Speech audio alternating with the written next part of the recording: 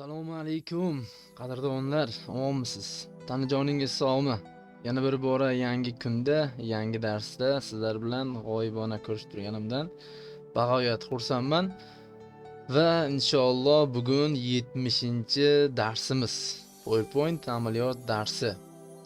O'ylaymanki, barcha viloyat tumanlarda hozir ayni damda juda ham chiroyli qorlar yog'moqda. Shu o'rinda darsimizga qorli bir manzarali rasmni chaqirib oldim. Bejizga emas. Bugungi darsimiz ham oldingilaridan juda ham qiziqarli va sizlarga yoqadi degan umiddaman. Tayyor bo'lsalaringiz darsni boshladik. Avvalambor PowerPoint dasturiga kirib olamiz va bir donagina Google dan rasm chaqirib olamiz. Rasmimizni razmerini qog'ozimizga moslashtirishimiz kerak. Buning uchun format rysunik bo'limi, abreviat bo'limi, proporsiyadan 16 ga 9 tanlayman va bo'sh joyga bosaman. Va mana bizga rasmimiz xo'p keldi. Ana endi rasmimizning ustiga вставка figura to'g'ri turibchak shaklini chaqiraman va yopib olaman. Va bunga rang berib qo'yaman, qora rang va format figura bo'limi zalivkadan prozrachnisini kamaytirib olaman. Mana o'zgacha bir ajoyib ko'rinishga ega bo'ladi.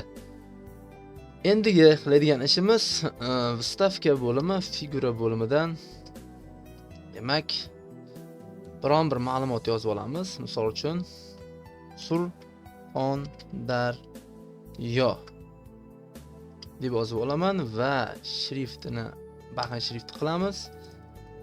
Yozuvimiz razmerini kattalashtiramiz va rangini esa oq rang qilamiz. Taxminan yozuv shrifti 80 bo'la qolsin. Mana bo'ldi. Xo'p, mana azizlar, endiga navbat.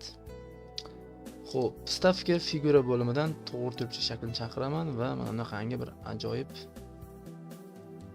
shakl chizib olamiz va buni razmerini mana bu joydan 0 nuqta xo'p 0.5 qilamiz. Mana bo'ladi.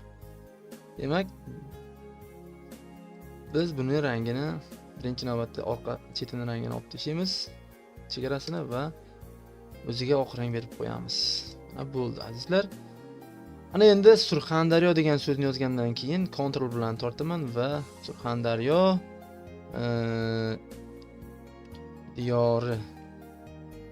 diyoriga xush kelib siz degan so'zni yozaman. Va buni yozuv razmerini kichiktirib olaman va buni kattalashtirib olaman. Surxondaryo diyoriga xush kelibsiz. Xo'p. Mana bu tayoqchamizni shift yordamida sal cho'zib olamiz. Mana bo'ldi. Surxondaryo diyoriga xush kelibsiz degan yozuvimiz ham shunaqa turadi va Surxondaryo ham o'rtada turadi.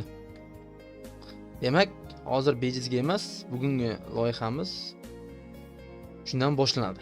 Avvalambor qaranglar, sizlarga bitta yangi ma'lumot, yozuv ma'lumot. Bu bemalol buni kirib ichiga yozsak bo'ladi, o'zgartirsak bo'ladi. Endi shu yozuvli ma'lumotni rasmga o'tkazib olaman. Qanday qilib deysizlarmi? Buning uchun nusxa olaman, Ctrl C. Xo'p, mishkaning o'ng tarafi mana bu joyda mana вставка degan joy bo'ladi. Bossam, mana Surxondaryo o'sha rasm bu. Ustiga bossalaringiz o'zgarmaydi. Demak, mana buni o'chirib tashlayman. Birinchi Surxondaryo degan yozuvimizni delete bilan o'chiraman va buni atrofidagi kerakmas joylarini format rysunik bu turaversin, keyin to'g'rilab olamiz. Xo'p, mana bo'ldi. Endi buni ham nusxa olaman. Ctrl C va mishkaning o'ng tarafi mana stav yoki ikkinchi yo'li stavit. Mana buni tanlasak ham bir rysunik rasm holatiga o'tkazib beradi. Mana bo'ldi. Bu rasm o'zgartirib bo'lmaydi buni. Demak, birinchisini o'chirib tashlayman. Delete. Xo'p, ana endi bizni boshida buni Ctrl. Xo'p, buni birinchi navbatda berkitishimiz kerak. Buni berkitish qanday bo'ladi azizlar? Format rysunik bo'limi, abreviat bo'limidan tak, obrezkani tanlaymiz, abreviat tanlaymiz va qarangizlar, mana bunday qilib o'sha ma'lumotni berkitishimiz kerak bo'ladi. Buning uchun hozir men mana bundan kerakmas abreviatda kerakmas joylarni o'chirib olaman. Ya'ni mana shu joygacha bizga yozuvimiz kerak emas qism deb tasavvur qilamiz chiziqning ustigacha va yozuvimizni yashiramiz. Hop. Qaranglar, mana bu pastga tushiraman. Obrazkadan. Mana bo'ldi. Hozir bo'sh joyga bosadigan bo'lsam, o'sha yozuv yo'qolib qoldi azizlar, lekin yozuv bor. Obrazatdan buni yashirib qo'ydik. Yana tanlayman. Format rechnik bo'limi, obrazatga kiraman. Buni birinchi navbatda yuqoridagi chizig'ini kerak emas joyini belgilab olaman. Buni ham bu tarafdan mana bunday belgilab olaman.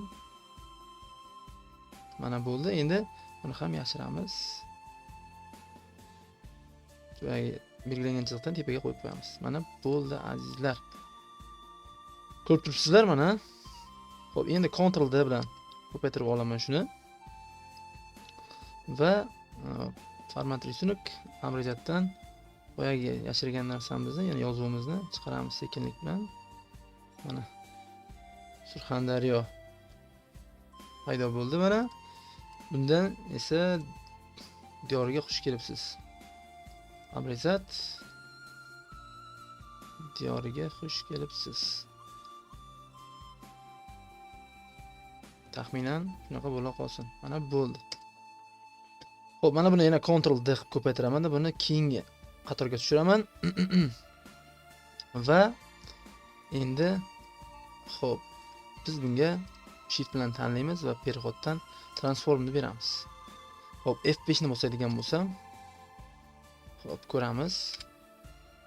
Surxondaryo diyoriga xush kelibsiz va mana yopildi. Juda ham ajoyib effekt paydo bo'ldi. Endi biz mana bunga ham animatsiya berib yuborishimiz mumkin. Animatsiya bo'limi panoramadan xo'p.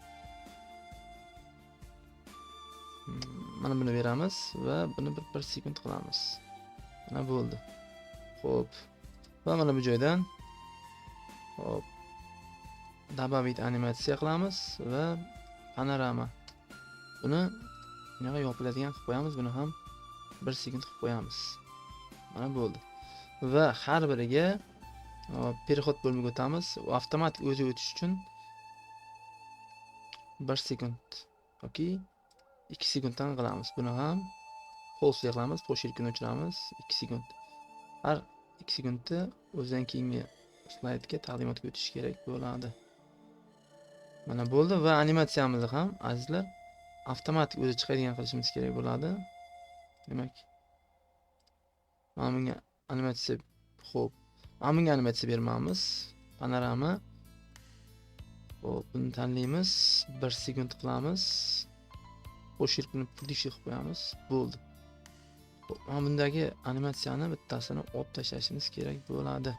Obraz animatsiyadan birinchi animatsiyani net qilib qo'yamiz.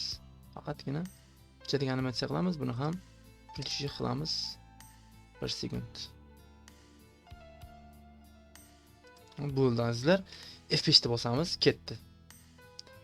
Mana paydo bo'ldi va mana Surxondaryo diyoriga xush kelibsiz yozuv chiqdi. Va endi yo'qoldi.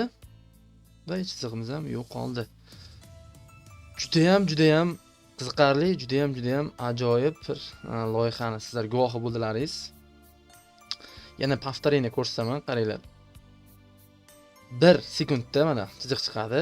1-2 sekundda Surxondaryo diyoriga xush kelibsiz degan yozuv chiqadi. 1-2 sekundda yana bu yozuv yopiladi, yo'qoladi va yana 1 sekundda chizig'imiz yo'qoladi. Shu bilan bugungi loyihamiz shundan iborat edi. O'ylaymanki, bu kichkina bo'lishiga qaramasdan juda ham ko'pchilikka chiroyli taassurotlar uyg'otdi va albatta bu loyihani qilishga sizlarni undaydi degan umiddaman. Darsimiz yoqqan bo'lsa, har doimgidek sizlardan chiroyli komment va reaksiyalarni kutib qolaman. Keyingi darslarda yana ko'rishguncha deb qolaman. O'zlaringizni ehtiyot qilingizlar. Sog' bo'lingizlar. Assalomu alaykum.